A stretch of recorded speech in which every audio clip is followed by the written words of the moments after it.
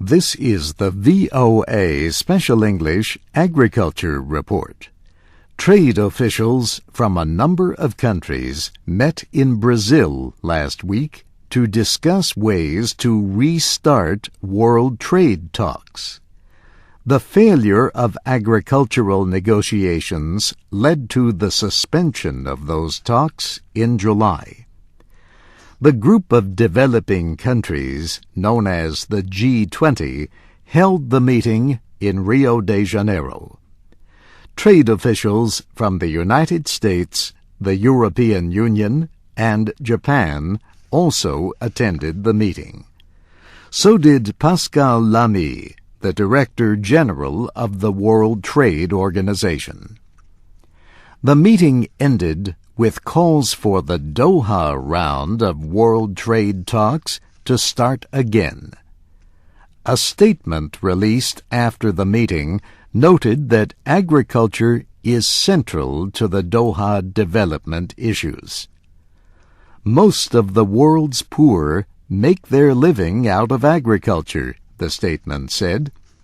But it said their way of life is threatened by government support programs and barriers to markets in international agricultural trade.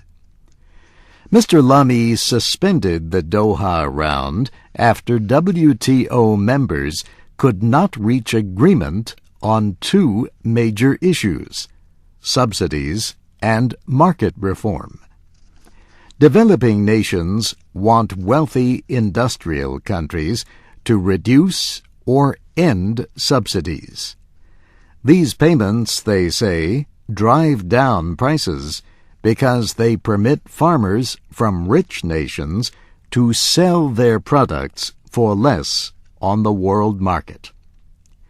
Industrial nations want developing economies to ease their trade barriers like import taxes and customs requirements.